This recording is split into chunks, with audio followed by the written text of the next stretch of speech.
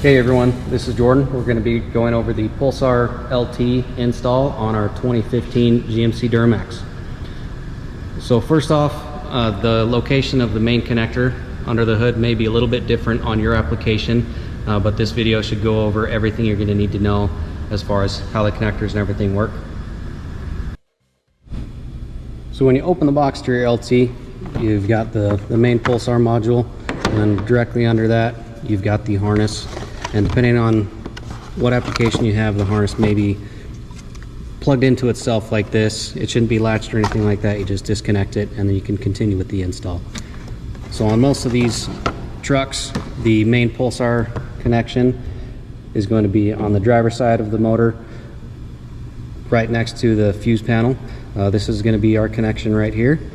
So the first thing we're going to do is lift up on this red locking tab. Once that is up, you can push down to free the lever and lift that up. Once that is all the way disengaged, lift that straight up out of the way, and then you can go ahead and install our harness. So the orientation is exactly the same as it is on the stock application. Just push that until it starts to engage, and then you can actually start to move the lever to lock that in place and then lock the red locking tab back in place. Same thing with the female end of the stock connector. Plug that in the same orientation on ours. Push that till it starts to engage, move the lever all the way down and lock that in place. And then with the box, depending on your application, you may get an extra large zip tie in the bag here.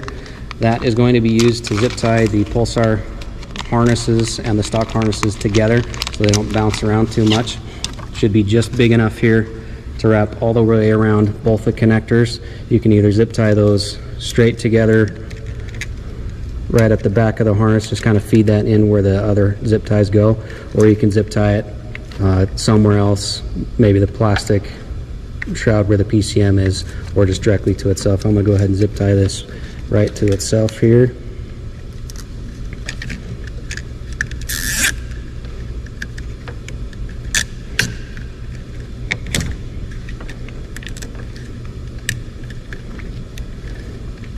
And that way it's not going to bounce around too much. I might throw one of those other smaller zip ties around the front of it. And then once you get the connector installed, go ahead and plug in the Pulsar.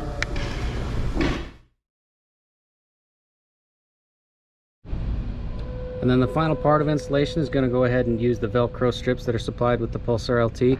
Clean off one side of your fuse box and the underside of the Pulsar LT.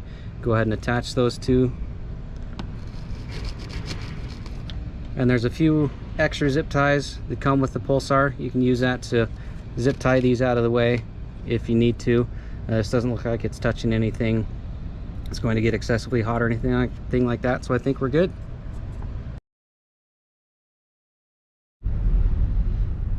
Okay, and now we're going to show you how to use the quick programming options on your Pulsar LT. Now your dash or steering wheel may look slightly different than what you see here, but the process will be extremely similar. So we're going to go ahead and turn the key to the on position, and we're going to enter into the programming mode.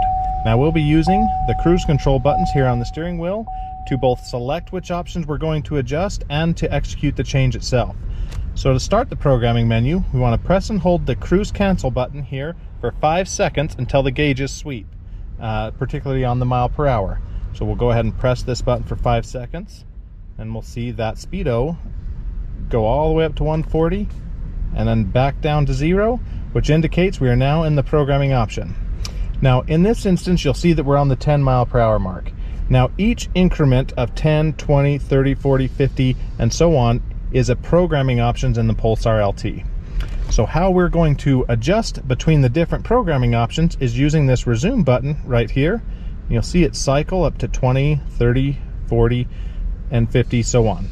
It's the exact process to select which option you want to make your custom changes to. So in this particular vehicle, we have the options of tire pressure monitoring system, tire size, axle ratio, clear DTC, manual regen, and trans relearn. Now, Your settings and your options may vary in your vehicle, so please refer to your quick programming card to make sure you have an accurate list of features you can adjust and the proper instruction to make their changes. So in this vehicle, we're going to tackle one called tire size. So in this instance, that is at the 20 mile per hour mark. So now you've seen that I've selected the speedometer down to 20 mile per hour. I'm going to press the cruise cancel button to select this option to adjust. Now when doing tire size through the Pulsar LT, it's going to ask you for several different numbers. The first of which is the whole number of your tire size. So in this vehicle example, we have stock tires, which are a 32-inch tire. So it's asking for what the stock tire size value is first, the whole number. So that's a 32. We'll press cruise cancel to select that it is a 32. Then it's going to scroll down and ask us for the 10th measurement on the tire size. So this is a 32-inch tall tire. So we'll go ahead and select 0 and press cruise cancel, which will give us the stock tire size value is now entered at 32 inches. Now, in the case of a vehicle having modified stock or modified tires, you would now adjust this to the new tire size. So say you got rid of your stock tires and upgraded to a 35-inch tire. Right now, you can scroll up to 35, which is the whole number, and press the cruise cancel button, and that will enter in the 35-inch tire. Now, if you say your tire size is slightly larger, you measure your tires out and you're at 35.4 inches. Now you can use the resume button to go up to 4, which is again that 10th value on your tire size. So if you have a 35.4, we'd enter 35 on the last option and 4 here. So I'll go ahead and press cruise cancel, and now we have just programmed into this vehicle that we have a 35.4 inch tire in our aftermarket or modified tire size. The gauges will sweep, indicating that the programming session is complete. Now, if you want to go in and program any other options in the vehicle, you begin the same process all over again. Press and hold the cruise cancel button for 5 seconds until the gauges sweep. And now you can use the set and resume buttons to scroll into other features. So we'll go ahead and do another example here. We're going to option up to the 40 mile per hour mark, which in this vehicle's example is the clear DTC option. So in this case, when I hit cruise cancel, it goes through and does a full DTC clear on this vehicle. So now all DTCs are cleared. It has gone in and done its changes, and now you're back out of the programming menu. So you can repeat this process for all changes you want to do through your Pulsar LT, and again refer to your quick programming card to make sure that you're selecting the proper options, and it also includes instructions on how to make the proper adjustments. So that should be everything you need.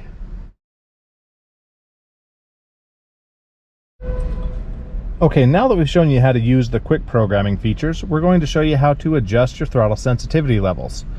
Now the Pulsar LT made it extremely simple for you. All you need to do is make sure your key is either in the on position or the vehicle can be running in this example. We are going to make sure that first the cruise control system is off. So this icon right here showing that the cruise control system is on, we need to again make sure that is off in order to make our changes. So now all we need to do to adjust and cycle through the different throttle sensitivity levels is to use the resume and set buttons that we've used in our previous adjustments. So now we can just press the resume button, and that will allow us to cycle up through the different levels.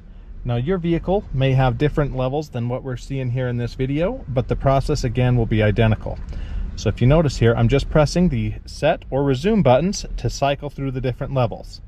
So it will be indicated, your power level or your throttle sensitivity level you have selected will be indicated by the speedometer. So right now I'm in the 20 mile per hour mark, which is level 2, 30 mile per hour mark, which is level 3, 40 mile per hour mark, which is level 4, and 50 mile per hour mark is level 5, and so on. This process will be identical as you go through your vehicle and your specific options.